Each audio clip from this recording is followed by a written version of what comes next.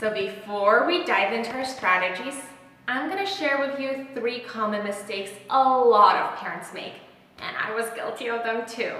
So let me tell you about what not to do when you're working and playing with your little one. Number 1, asking too many questions. Yep, that was me. It's so hard, right? As you're talking to your little one and you're playing, we just want to teach them, and we think it's best to just constantly quiz them. As we're playing, you might go, oh, look, what color is the car? Oh, what animal is that? Oh, what does the cow say? So as you imagine being a little child sitting there and mommy or daddy or caregiver asking you nonstop, what's this? Who's that? Why is this? It's overwhelming and it may intimidate little ones. So reducing questions transforms their language. And that is really the number 1 strategy is stop the questioning, or at least reduce it heavily. Mistake number 2 is telling the child, say ball. Look, say ball. Or say cat. Oh, look, there's a car. Say car. Come on, baby, say car. Yes, I know we think that that's how we're going to get them to talk. But unfortunately, it doesn't work. Your little one will get frustrated because they don't want any more demands. So we're gonna show you ways on how to encourage them to communicate and imitate without us telling them, say this. And the 3rd mistake a lot of parents make is doing everything for your child. And we do this because we are amazing and we love our little ones. And we hate to see them struggle. We're just gonna go and open it for them because we wanna help them. But I'm gonna really encourage you to let your child really ask for your help. And you will see that that will increase so many opportunities for your child to communicate and use his or her words. So instead of always jumping in and doing everything for him or her, let's pause and wait for them to ask for our help or to tell us what they need. Okay, so here is strategy number 1, gestures and signs. So we want to use a lot of gestures or signs to communicate. And as I've discussed earlier, this helps children pair the meaning of a word with the actual word. So they help them understand language. Just like we talked about, big is a lot better than if I just say big. You can understand what big really means. So as you're reading books, do gestures. It'll make it so much more fun. Your child will be much more engaged, and it helps him or her understand new words, learn them, and then also it'll help them communicate before they can talk. So they might start doing big, or they might show you by pointing or reaching. So there's a lot of gestures we can start teaching our little ones early on, such as pointing. We can teach them clapping, doing the open hand gesture like I want, or we can work on waving bye-bye or hi. We work on the shh sound as we go with the Wheels on the Bus song. We can work on shh, shh, shh, or open and shut, open and shut. We might also work on blowing kisses, or we might work on reaching up as we want to be picked up. So a lot of the strategy that we really want you to do is throughout the day, as you're talking, just try implementing gestures. Think about using and wanting to help your child understand the meaning of words by facilitating it with the gestures. So let's say you're talking to your child about, all right, now it's time to eat dinner. You might add, okay, now it's time to eat dinner. So you're showing your child that dinner means we're eating. And then your child can pair the meaning for dinner with eating. And then later on, if they're hungry, they might show you, Mommy, dinner, because they know that this is the gesture you did when it was about eating or dinner or breakfast or food. So the key here is use the gestures or signs at the same time as you say the word. So you don't want to use them at different times. So going by saying, okay, now we're going to eat dinner. So we want to use them at the same time. So we're going to say, okay, now it's time for dinner. Okay, we good? Okay, our strategy number 2 is using visuals. So every child is different, and some children are more visual learners than tactile learners or auditory learners, but visuals work for everyone, even me. Let me tell you, do you like having a calendar and having things laid out?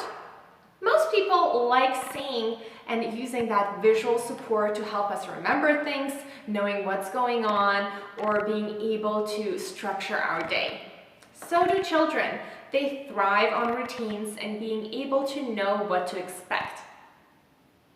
So one of the main visuals we like to use with children is the first then. You can just print out a piece of paper and have first then written on it. And yes, your child will not be able to read it, but it's okay because as you model it over and over again, your child will understand. And that's a great one to use when you are struggling with some behaviors and non-preferred tasks. So let's say dinner time is a little bit of a struggle. You might have first dinner and you can do a picture of food, then play, or then dessert. Whatever it is that is a bigger motivator, it's going to be on then. And then first is whatever task you need your child to do first.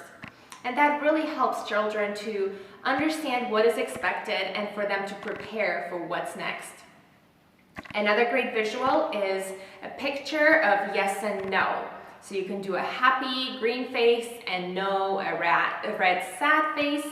So you can start teaching your child the yes and then no. And that's really important for communication. Being able to tell you whether they want something or not can reduce so much frustration, and having that visual support really helps little ones. We also love using choice boards. So as you think about what are the most common things you use at home or what kind of words are most commonly used, you can print out pictures of toys, items, places, people, food, and place them on a little board. So this way, as you're going through the day, and put them in the locations where you usually have those things.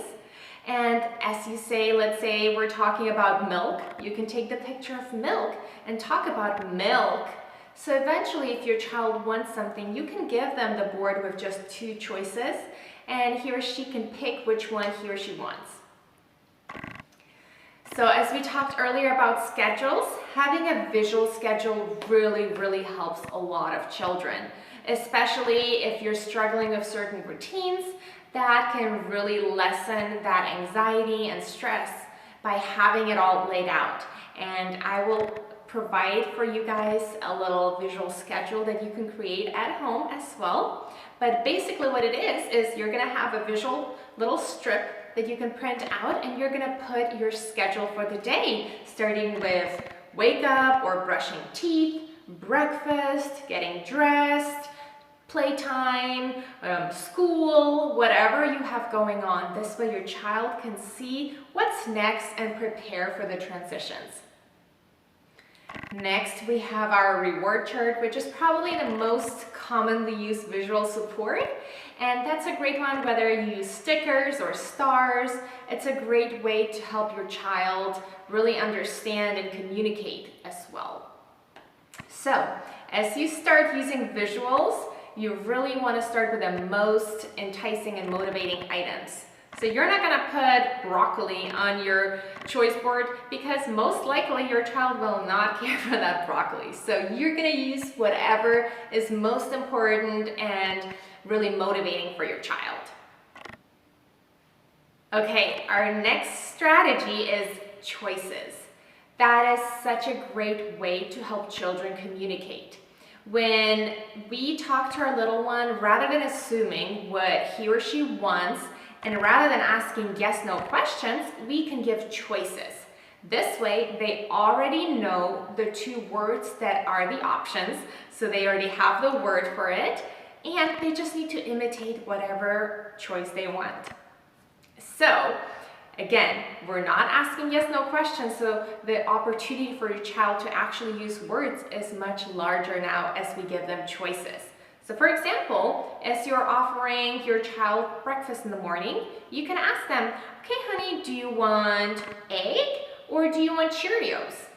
This way your child can then already know what are the two choices, the pressure to communicate is lower, and now he or she can just tell you whether it's Cheerios or eggs, and they can just communicate it with a word, or if they're not there yet, they may point to it. So even if you know what your child wants, still give them two choices so that they can communicate using those words or gestures or by pointing or using pictures. It also provides your child with a verbal model of a word that he or she can imitate, and it still makes them feel like they're in charge. And that's the best part. Your little one now thinks, oh, I get to pick what I want, even though you're the one who gave him or her the two choices. So it's a win-win. Your child feels like he or she is in charge, but you also kind of are in charge because you're giving the two choices that are available right now. You also want to provide your child with two clear verbal choices and then wait, and that's really important. We don't want to just say, do you want milk or juice? And then right away push them, okay, so which one? Do you want milk or juice? You really want to pause and give your child some time to process the information, really think about it, and then have them select which one.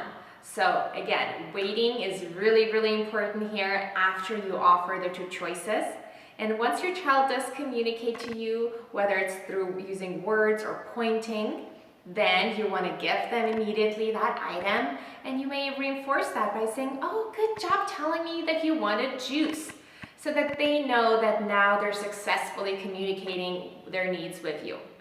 A great way to use choices is during snack time, during bath time. You may want to offer, okay, what should we wash next? Should we wash your head, or should we wash your elbows? We also can use choices during play, like, oh, should we play with cars or should we play with a ball? And this way your child gets so many opportunities to use his or her words, and this way they can already hear the words that are given, and so they feel more confident being able to communicate with you. So another important point I want to make here is if you're using choices during play, make sure you use things that are really motivating. Again, whenever we want our children to communicate, it has to be worth it for them, right? They're not going to communicate or imitate or tell us if they couldn't care less for it. So as you start playing with them, really hype it up, make it fun, get them really excited so that they want to really engage and they have a reason to use their words, because sometimes little ones can be lazy and they know they can get away with it. So our job is to offer them opportunities to use their words. As we use our choices, it's really great to bring the items next to our face so that your little one can pay attention to your mouth and see what your lips are doing. And this also helps with their speech development. So if you're giving them the choice of a car, you might bring it up and say, do you want the car or do you want the ball? So this way they can see that for ball, our lips go together. And it really helps them learning all those different sounds as they grow older. All right, our next strategy is probably a very annoying for most parents, but stay here with me. You're gonna be a commentator. It's gonna be a little bit challenging to do it, and I promise you, you don't have to always do it.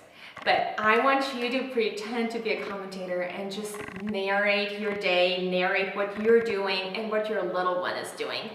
And if you're wondering, why am I supposed to do this? Well, you're building a really language-rich environment for your little one. So he or she can learn new words, he or she's exposed to new things, and it helps them learn new vocabulary so that they can use those words after they learn them.